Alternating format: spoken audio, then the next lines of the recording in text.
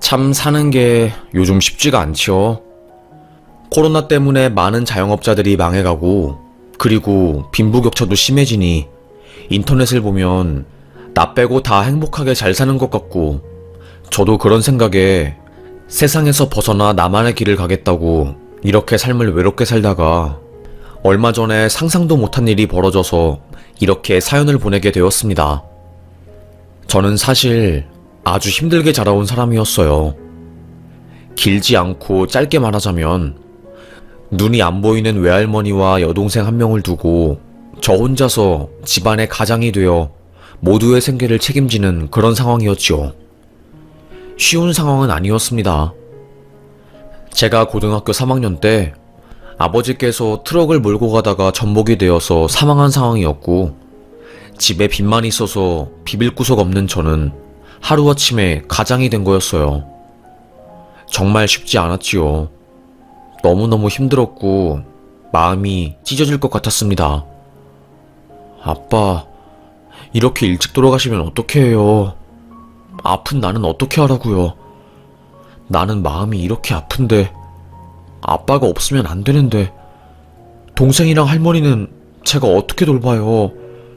이미 숨을 거둔 아빠를 향해 목이 터져라 외쳤습니다. 하지만 싸늘하게 굳어버린 아빠는 저에게 어떠한 말을 할 수도 없었어요. 그저 두 눈을 꼭 감고 아무것도 안 들리는 사람처럼 누워있을 뿐이었죠. 참 힘들었습니다. 거짓말이라고 외치고 싶었어요. 하지만 그 누구도 저의 이야기를 들어주지는 않았지요. 저는 달동네에서 살았어요. 눈이 안 보이는 할머니는 제가 하나부터 열까지 모든 것을 해줘야 했고, 미주신경성 빈혈이 있는 여동생은 툭 하면 쓰러져서 학교 생활도 제대로 적응하지 못하는 그런 상황이었지요. 그 상황에서 사실상 제가 할 수 있는 것은 열심히 돈을 벌어서 가족들 밥을 챙겨주고, 그들이 그래도 외롭지 않게 제가 그들 곁에서 묵묵히 지켜주는 수밖에 없었습니다. 눈물이 나더군요. 저의 처지가 불쌍하기도 하고 이렇게까지 해야 하나 싶기도 하고요. 하지만 포기할 순 없었지요. 아픈 여동생은 그래도 열심히 사는 오빠가 고맙다고 자기 자리에서 최선을 다해 주어서 20살이 된 이후 바로 취업을 해서 자기 밥벌이는 하게 되었고, 외할머니께서는 90세까지 살다가 가셨습니다. 외할머니는 우리 손주가 고생 많이 했지. 그래도 이 나이에 우리 손주 덕분에 외롭지 않고 참 늙음하기 행복했다. 고맙다. 숨을 거두셨습니다. 이 세상에 남은 가족이라고는 저와 여동생 단 둘이었어요. 친척들은 저희에게서 빼먹을 돈이 없다고 아버지가 돌아가시자마자 바로 연을 끊었고요. 많이 힘들었지만 버틸 수 있는 방법은 제 자신을 믿는 것일 뿐이었습니다. 그리고 저는 이 더러운 가난을 벗어나기 위해서 공부를 해야겠다고 생각을 했어요. 지금이야 모르겠지만 그때 그 시절에 성공할 수 있는 방법 중에 단 하나는 사법고시였어요. 머리도 나쁜 제가 사법고시에 뛰어든다고 하니 다들 말렸지요. 그거 공부하다가 허송세월만 날리고 폐인된 사람들 진짜 많다. 그러니까 그냥 깔끔하게 포기해. 에이, 사법고시가 만만하나? 너처럼 고졸 애들은 사법고시는커녕 대학 문턱도 못 밟아봐서 힘들다니까. 그냥 포기해. 너무 높은 것만 바라보지 말래도. 사람들은 저를 보고 그러지 말라고, 시험 보지 말라고, 깔끔하게 포기하라고 말을 했어요. 저는 사람들의 그런 말들이 원망스럽기도 하고 왜 그렇게 말하는 거지? 하면서 상처가 되었지만 그럼에도 불구하고 도전을 했지요. 저는 이 더러운 세상, 이렇게 힘든데 국가적으로 도움을 받을 수 없고 굶어 죽을 수도 있는 이 상황이 힘들었거든요. 그렇게 저는 마음을 단단히 먹고 사법고시 시험에 돌입하게 되었습니다. 법전과 관련 책을 보는데 꼬박 3년이 걸렸어요. 아무래도 법대를 나온 것도 아니고 또 머리가 비상한 것이 아니니 1회독을 하는데도 3년이 걸린 것이었죠. 그럼에도 불구하고 저는 포기하지 않았습니다. 생각보다 재미있었거든요. 그렇게 1회독을 하다 보니까 속도가 점점 붙어서 4회독을 하는 데는 2년밖에 걸리지 않았어요. 어느 정도 감이 잡혔을 때 제가 1차 시험을 보게 되었고 거의 근소한 차이로 시험에서 떨어지게 되었어요. 뭐야, 고졸 출신인 나도 이 정도로 공부하면 합격선에 근접하게 다가갈 수 있잖아. 그럼 안 되는 것도 없겠네. 좋은데? 자신감이 붙었던 것 같아요.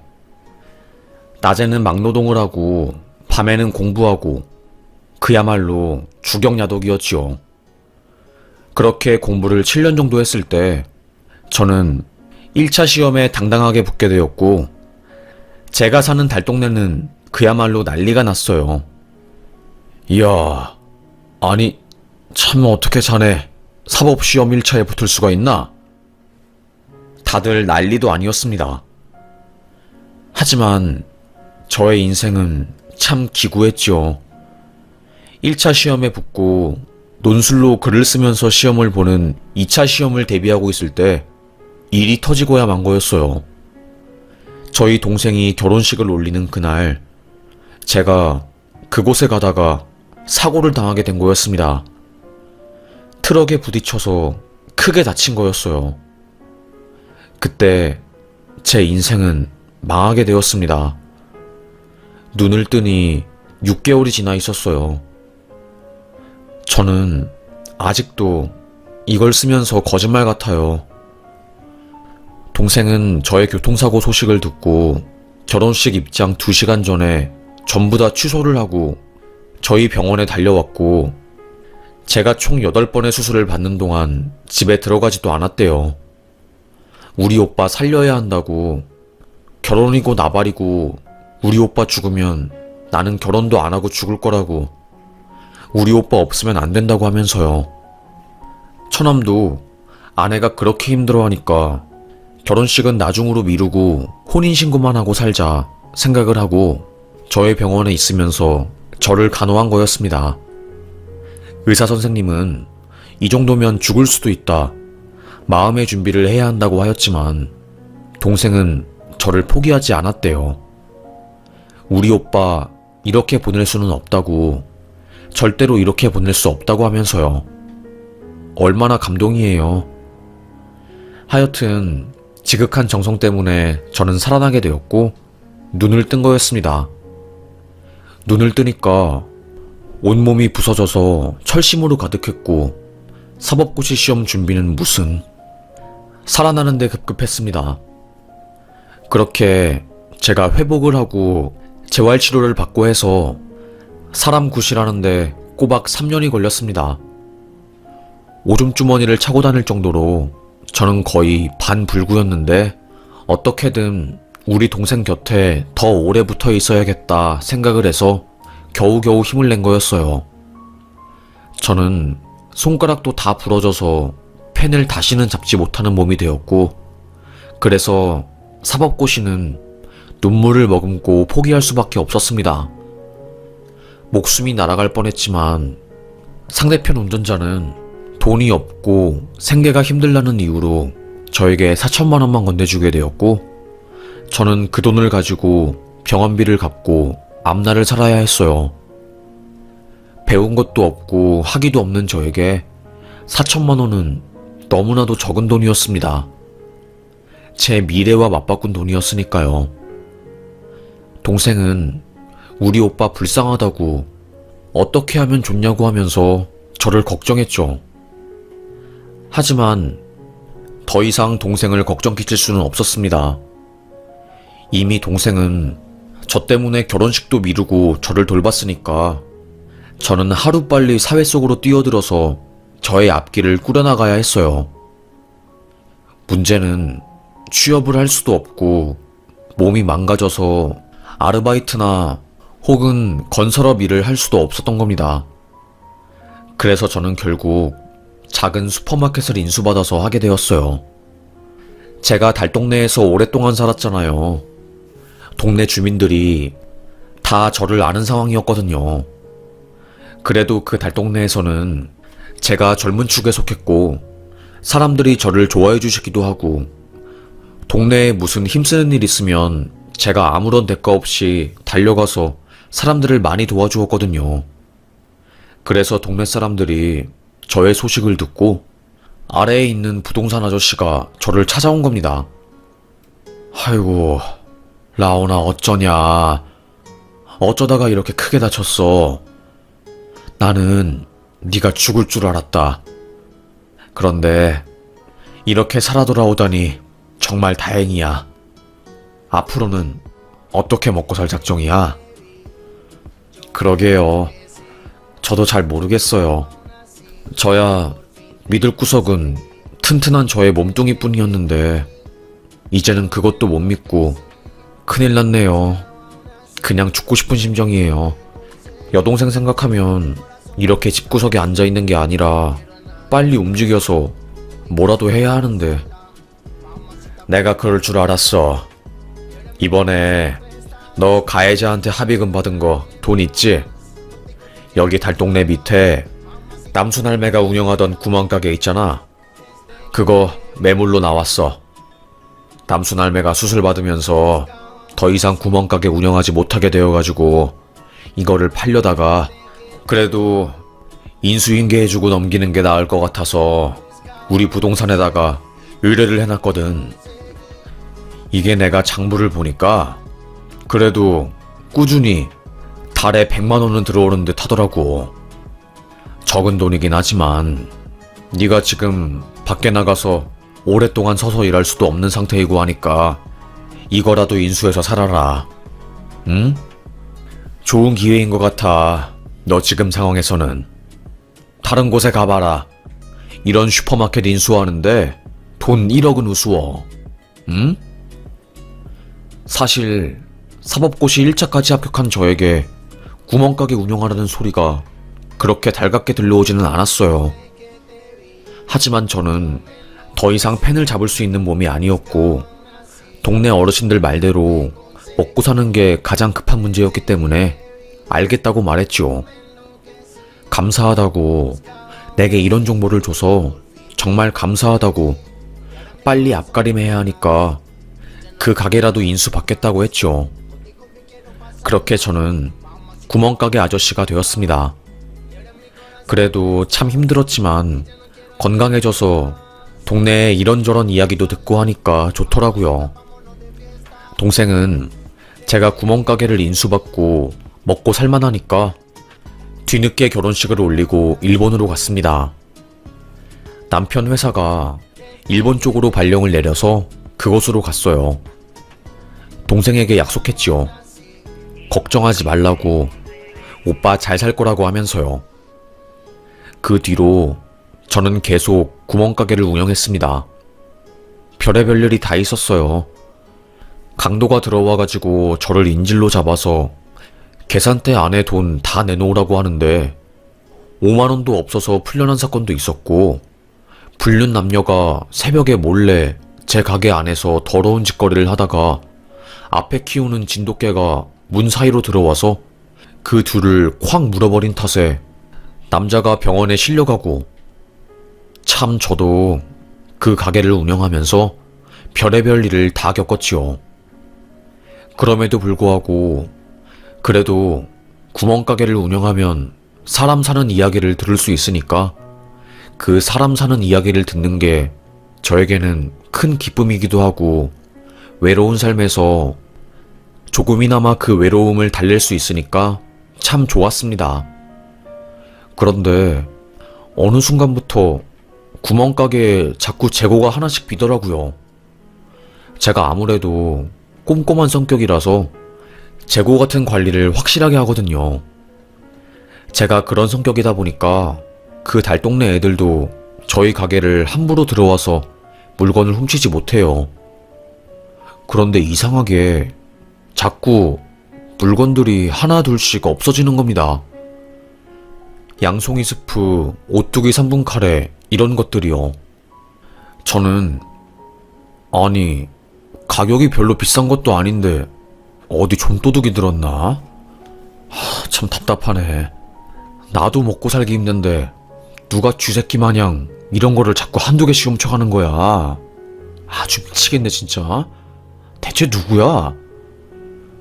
좀도둑 때문에 저는 상당히 골머리를 썩혔습니다. 저에게는 1,000원, 2,000원이 궁한 상황이었거든요. 제가 아무리 몸이 다 나았다고 해도 한 달에 한 번씩 검진을 받으러 대학병원에 가야 했고, 그것도 돈이 상당히 들 뿐더러 저는 집도 없는 사람이라서 내일 모레 반백의 나이에도 불구하고 작은 월세집에서 살고 있는 비루한 남자일 뿐이었거든요. 빨리 돈을 모아야 내 집도 마련하고 그럴 텐데, 그래서 나는 도시락 싸고 다니는데 어떤 놈의 자식이 남의 가게에서 이렇게 살금살금 음식을 훔치는지 이해가 안 되었습니다. 그리고 화가 났어요. 아무래도 금전적인 여유가 없으니까 남한테 쉽게 화를 내게 되었고 너무 짜증이 났거든요. 안 되겠다 싶었던 저는 바로 그 도둑놈을 잡아야겠다 싶었습니다. 가게 안에서 자는 척을 하고 눈을 살짝 감았어요. 손님이 잘 안 오는 시간대였지요. 마침 그때 한 손님이 슬쩍 제가 잠이 깨지 않게 조심스럽게 들어오는 거였습니다. 저는 바로 인기척을 느낄 수 있었어요. 스스슥 하는 소리와 함께 오뚜기 스프 칸 쪽에서 약간 부스럭거리는 소리가 들리더라고요. 그리고 바람막이에 모자를 쓴 그놈이 후다닥 나가는 거였습니다. 그때 저는 눈을 떴고 그놈의 주머니 속에서 튀어나온 오뚜기 포장지, 노란 것을 보게 되었어요. 그걸 본 저는 오케이, 아주 딱 걸렸네. 너 아주 내가 니놈의 그 손버릇을 확실하게 고쳐줄게. 알겠어? 어디서 이놈 자식이 손버릇이 아주 나빠가지고 주인이 잘 때 몰래 와서 훔쳐가? 저는 작정을 했습니다. 딱 보니까 10대 아이 같은데 집에 찾아가서 발칵 집을 뒤집어 놓을 작정이었어요. 자식 교육을 이따구로 시키냐고. 자식 교육 이따구로 시키면 절대 안 된다고 으름장을 놓을 계획이었죠. 그렇게 저는 그놈을 뒤따라갔습니다. 얼마나 갔을까요? 식은땀이 뻘뻘 나더라고요. 달동네 중에서도 진짜 못 사는 사람들이 모여있는, 치안이 개판이고 집도 쓰러지기 직전에 연탄 봉사자들도 그곳까지는 못 가는 너무 힘들고 외져서 모두 기피하는 그런 곳이었습니다. 따라가면서 저는 아니 뭐 이런 험한 곳에 사는 거야? 생각이 들었지요. 그렇게 그놈은 집으로 들어갔고 저는 10여 분 뒤에 그놈의 집 앞에 도착했습니다. 그리고 그놈의 집 앞에서 이야기 소리가 새어나왔어요. 아이고, 이건 또 어디서 났어 손주. 할머니가 오뚜기 스프 이거 좋아하시잖아요. 제가 할머니한테 해드릴 수 있는 게 뭐가 있겠어요, 할머니. 병원도 가기 싫다고 하시고 살아계시는 동안 제가 해드릴 수 있는 거는 그래도 최대한 해드려야지요. 죄송해요. 손주가 해줄 수 있는 게 별로 없어서. 이야기를 들어보니까 도둑놈은 집안의 가장인 듯 했어요. 어린 여동생과 할머니와 함께 살고 있었고 그 할머니는 췌장암에 걸려서 말기 상태였고 병원에 있어봤자 병원비만 더 나오니까 고통을 악물고 퇴원을 해서 집에서 마지막 여생을 보내는 중이었던 겁니다. 죽어가는 할머니가 너무나도 마음이 아팠던 손주는 돈도 못 벌고 해줄 수 있는 게 없으니 할머니가 가장 좋아하는 오뚜기 수프를 저희 구멍가게에서 훔쳐서 준 거였어요. 저는 그 사정도 모르고 이놈 자식 쥐새끼 같은 놈을 내 손으로 잡는다고 난리를 친 거였죠. 하긴 이렇게 달동네에 사는 아이라면 사정이 힘들었을 것이고 본인을 위해서 무언가를 훔쳤다면 담배를 훔쳤을 텐데 오뚜기 스프를 훔치는 것을 보니 본인을 위한 게 아니라 가족을 위한 거였다는 것을 저는 눈치를 채지 못했지요. 마음이 너무나도 아팠습니다. 마치 저의 어린 시절을 보는 듯 했어요. 저도 10대 때 할머니와 여동생을 책임져야 하는 가장이 되었거든요. 그때는 정말 힘들어서 죽고 싶었는데 그 당시 나를 도와주는 어른이 한 명이라도 있었으면 좋았을 텐데 라는 생각을 수도 없이 했었습니다. 그때 저는 마음을 먹었던 것 같아요. 그래, 얼마나 힘들면 이런 식료품을 다 훔쳤겠어. 에휴, 할머니는 점점 암으로 인해서 돌아가시는데 해드릴 수 있는 것은 하나도 없고 그래서 이걸 훔쳐서 드린 거겠지. 저는 측은지심이 들었습니다. 그래서 바로 저희 가게로 막 달려갔던 것 같아요. 까만 색깔 비닐봉지에다가 오뚜기 스프를 재고 있는 걸 다 담았어요. 그리고 그 아이 여동생 먹으라고 오뚜기 카레까지 담고 제가 장판 밑에 모아두었던 돈들을 담아가지고 그 집 앞으로 갔습니다. 그리고 편지를 썼어요. 힘들어도 살아라. 악으로 깡으로 살다 보면 좋은 날이 올 거다. 너를 지켜보는 한 아저씨가. 이렇게 쓰고 문 앞에 그걸 딱 두었습니다. 그리고 그 이후로 그 아이는 더 이상 저희 가게에 훔치러 오지 않았어요. 아마도 그 아이는 눈치를 챘겠지요. 구멍가게 아저씨가 내가 음식을 훔치는 것을 알았구나 하고요. 나중에 들어보니까 할머니께서 돌아가시고 나서 먼 친척이 와서 그 아이 2명을 데리고 갔다고 하더라고요. 저는 속으로 그래도 친척이라도 챙겨줘서 참 다행이구나 생각을 했습니다. 그렇게 그 사건을 뒤로하고 저는 다시 일상 속으로 뛰어들어갔어요. 저는 여느 때와 다름없이 9시에 가게 문을 열고 파리채를 들고 똥파리 날리는 것을 쫓고 한 단에 1,000원에 파는 콩나물에 물을 주고 더울 때면 선풍기를 틀고 다리를 걸친 후 TV를 보며 시간을 때웠고 추울 때면 작은 난로 하나에 몸을 녹이며 손님들이 오는 것을 기다렸죠. 젊은 날에는 젊음을 모르고 사랑할 때는 사랑을 모른다고 하더니 참 흘러가는 세월 속에서 저는 젊은 저의 나날들을 다 흘려보냈더라고요. 어릴 때는 가족들 살린다고 나 하나를 희생했고 이제 좀 먹고 살만하니까 그래서 사법고시 준비했는데 고지를 눈앞에 두고 교통사고로 인해서 인생의 절반이 훅 날아가 버리고 서글픈 감정이 올라오더라고요. 내가 만약에 좋은 집에서 태어났으면 이렇게 힘들게 살았을까? 이런 생각이 저의 마음을 휘감았습니다. 정말 힘들었어요. 그때 제 나이가 30 거의 후반을 바라보는 나이였거든요. 장가도 못 가는 나이였고 또다시 무언가를 시작하기에도 늦은 나이였죠. 그때 갑자기 재개발 붐이 불면서 그 달동네 사람들이 다 나가라고 건설업체에서 난리가 난 거였어요. 저는 배운 것도 없고 그 달동네에서 슈퍼마켓 운영하는 거 아니면 뭐 할 게 없었거든요. 그런데 일개 시민의 말을 건설업자들이 들어주겠습니까? 또다시 저는 시한부 인생을 살게 된 것이었죠. 슈퍼마켓을 운영할 날이 1년밖에 남지 않게 된 거였습니다. 구멍가게 건물 주인이 건설업체에 건물을 팔아버렸거든요. 저는 그때 결심했지요. 그래, 결혼도 못하고 도태된 내 인생 더 살아서 뭐 하겠나. 의미도 없는 쳇바퀴 돌듯이 사는 내 인생, 이제는 다 필요 없지. 가게 운영 끝나면 나도 죽자. 저는 마음을 먹었습니다.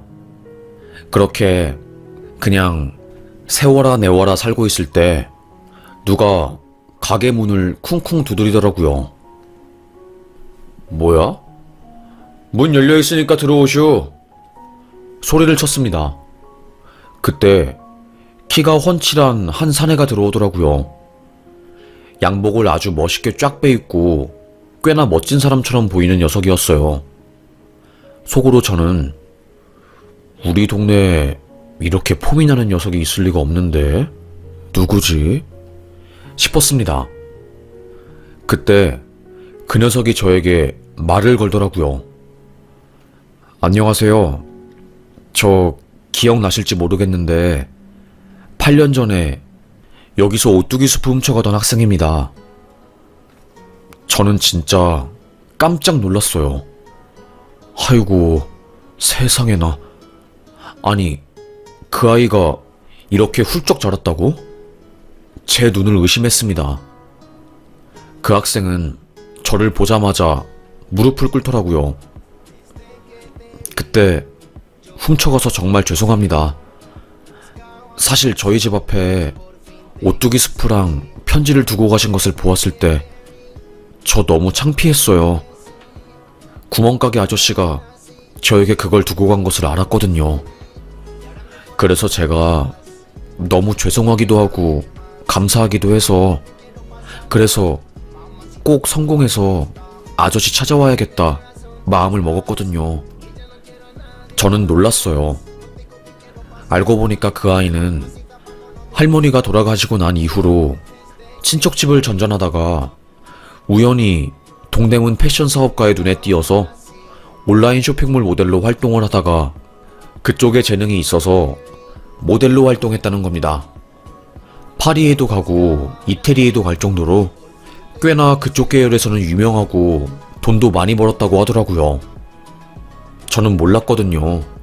제가 늙기도 하고 엄청 놀란 표정을 지으니 이제는 제가 그 은혜를 갚아야 할 것 같아서 그래서 이렇게 찾아오게 되었어요. 그 아이는 저의 손을 잡으면서 아저씨의 그 따뜻한 마음, 저의 나쁜 짓도 넘어가 주시고 뭐라고 하는 게 아니라 제가 좋은 쪽으로 생각하게 편지도 써주셔서 그때 그 마음을 잊지 못하고 마음속 깊이 품어서 제가 지금 여기까지 온 것 같아요. 아저씨가 사람을 살린 거예요. 아저씨는 사람을 살린 거예요. 그 아이의 말을 들은 저는 심장 저 깊은 곳에서 뜨거운 무언가가 올라오는 듯 했습니다. 마치 잊어버렸던, 아니, 외면했던 꿈이 다시 스멀스멀 나의 마음에 불을 지피는 듯 했어요. 아니다. 오히려 내가 고맙다. 이제는 현실에 순응해서 아무런 꿈도 없이 그냥 하루하루 살던 내가 너무나도 소중하고 중요한 사람이라는 것을 네가 알려줘서 나는 정말로 고마워. 정말로 너무너무 고맙다. 저는 그렇게 씩 웃으면서 그 아이의 손을 잡았고 그 아이는 혹시라도 자기가 도와드릴 게 있으면 꼭 도와드리겠다고 하면서 서로 전화번호를 주고받고 밥을 먹었습니다. 그 아이가 저에게 준 것은 대단했어요. 차가운 시멘트처럼 굳어버린 저를 다시 일어나게 했으니까요. 1년 뒤에 죽을 것을 생각하며 매일 핸드폰으로 죽는 방법, 편하게 죽는 법, 연탄가스 이런 것들을 검색하던 제가 다시 꿈꾸게 하고 다시 움직이게 만들었으니요.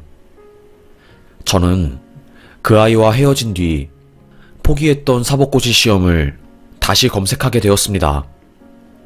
사시 폐지가 확정되고 딱 4년이 남은 상황이었어요. 1년 뒤에 구멍가게는 닫게 되고 저에게 남은 시간은 딱 3년이었죠. 전 마음먹었습니다. 내가 손가락을 움직이지는 못하니 악으로 깡으로 눈으로 공부하겠다고. 나는 1차 사시 합격생이라고. 내가 무슨 일이 있어도 외면했던 꿈을 다시 이루겠다고요. 그렇게 저는 다시 손에 펜을 들었어요. 전처럼 펜을 들고 필기를 할 수는 없었지만 밑줄을 그을 수는 있었거든요. 조금씩 다시 상기를 하니까 예전에 공부했던 것이 다시 떠오르면서 뭔가 활력이 돌았습니다. 그래, 이렇게 하는 거였어 하면서 기쁘더라고요. 저요, 미친 듯이 공부했어요. 정말 발등에서 땀이 날 정도로 그렇게 공부했던 것 같아요. 예전 짬이 있어서 그런지 1차는 붙더라고요. 그리고 구멍가게를 닫은 뒤 2년을 쎄빠지게 해서 결국 저는 꿈에 그리던 사시에 합격하게 되었고 변호사가 되었습니다. 저요, 그날 얼마나 울었는지 몰라요. 내 꿈을 21년 만에 다시 이루게 되어서요. 저는 그때 마음을 먹었습니다. 내가 베푼 그 오뚜기 수프가 8년 뒤에 나에게 큰 꿈이 되어서 돌아왔으니 나도 누군가에게는 꿈과 같은 사람이 되어주어야겠다. 고작 나에게는 고작일 수도 있는 오뚜기 수프가 누군가에게는 세상을 준 것처럼 크나큰 사랑으로 다가왔으니 나는 나의 변호사 지식을 사람들에게 많이 도와줄 수 있는 것으로 바꾸어서 내 온 마음을 다해서 열심히 살아야겠다 마음먹었습니다.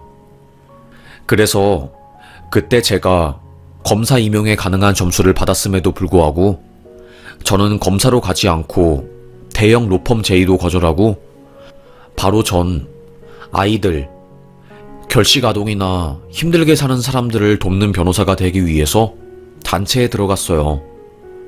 그리고 지금도 그 활동을 하면서 살고 있죠. 여동생은 저의 이야기를 듣고 역시 우리 오빠라고, 역시 우리 오빠가 해냈다고, 진짜로 대단하다고 하면서 엄지를 치켜세우더라고요. 여동생이 저를 인정해주니까 얼마나 기분이 좋았는지 모릅니다. 나중에 그 녀석도 저에게 연락이 왔어요. 모델로 활동하는 그 아이가 사장님, 정말 대단하세요. 정말 사장님, 그 어렵다는 사시도 합격하시고 내가 이 시험을 다시 보게끔 해준 데에는 네가 큰 도움이 되었지. 내가 준 오뚜기 수프가 큰 것도 아닌데 8년이나 지났음에도 불구하고 내게 찾아와서 당신이 정말로 소중한 사람이라고, 날 살린 사람이라고 말해주는데 어찌 감동하지 않을 수가 있겠니. 정말 고맙다. 그렇게 저는 변호사가 되었고 지금도 열심히 활동 중입니다. 저에게 그 오뚜기 스프라는 잊지 못할 추억과 기억을 남겨준 그 녀석은 지금도 미국에서 다양한 브랜드, 굉장히 유명한 브랜드와 협업을 하면서 모델로서 일을 하고 있고 얼마 전에는 TV 광고에도 나오더라고요. 그리고 TV에 나와서 저와의 에피소드, 오뚜기 스프 이야기를 꺼내는데 참 감동이었습니다. 그거를 보고 저도 이제 글을 써봐야겠다 싶어서 이렇게 용기를 내서 글을 써보게 되었네요. 참 지금 생각해보면 제가 힘들 때, 죽고 싶을 때 항상 신기하게도 주변에 저를 도와주는 사람이 있었던 것 같아요. 그래서 저도 죽음의 문턱에서 올라오기도 했고요. 저는 그런 기억들을 절대로 잊을 수 없기에 저도 누군가에게 꿈과 희망이 되면서 도와주면서 살아야겠다고 생각을 하기에 돈보다는 마음이 말하는 일을 따르는 사람이 되려고 노력 중이네요. 저도 저의 자리에서 열심히 일하고 있으니 그 아이도 자신의 자리에서 최고의 자리까지 올라갈 수 있는 멋진 모델이 되었으면 좋겠네요.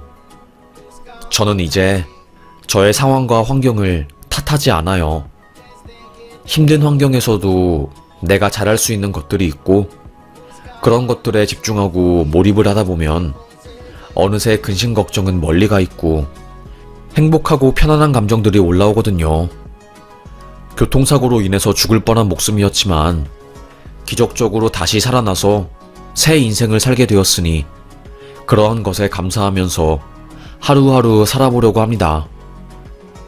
이렇게 지금처럼 열심히 살다 보면 또다시 아주 좋은 기회가 올 수도 있고 그렇잖아요. 저는 아무래도 누군가를 도와주면서 큰 기쁨을 느끼는 사람이다 보니까 여전히 지금까지 그래왔듯이 또 다른 사람들을 도우면서 살 것 같습니다. 참 힘들 때일수록 콩 한 쪽도 나누어 먹으라는 말이 있는데 왜 우리 선조들이 그런 말을 했는지 이제야 알 것 같습니다. 참 힘들었지만 그럼에도 불구하고 그런 힘듦에도 불구하고 사람들과 함께하고 고통과 행복을 나누는 사람이 오랫동안 행복한 것 같아요. 어차피 행복하기 위해서 사는 인생, 저 또한 행복을 위해서 하루하루 살아가 보렵니다. 힘들고 쉽지 않은 인생이지만 열심히 노력하다 보면 언젠간 어두운 터널을 빠져나올 수 있겠지요. 저의 이야기를 듣고 지금 힘든 상황 속에 있는 사람들이 언젠간 힘을 내고 한 발자국씩 걸어 나와서 빛을 보았으면 좋겠습니다. 인생이라는 게 마냥 행복하고 좋은 날들의 연속은 아니니까요. 그럼에도 불구하고 나의 인생을 어떻게 살 것인가는 나의 선택에 따라서 달라지는 것 같습니다. 그럼 지금까지 저의 이야기를 들어주셔서 정말로 무척이나 감사합니다. 여러분도 항상 건강하고 행복하시고 좋은 생각 가득하면서 행복하게 살길 바라겠습니다. 제가 쓴 글은 여기까지네요. 요즘 날이 점점 더워지는데 더위 먹지 마시고 행복한 나날들을 보내셨으면 좋겠네요. 여러분, 우리 힘들지만 같이 손잡고 행복하게 한 발자국씩 걸어가면서 열심히 살아봐요. 역시 이런 게 인생이죠. 그럼 저의 이야기 이렇게 끝까지 들어주셔서 정말로 감사합니다. 저는 여기서 사연 마무리하겠습니다. 오늘도 행복하시고 기분 좋은 하루 보내시길 바라겠습니다.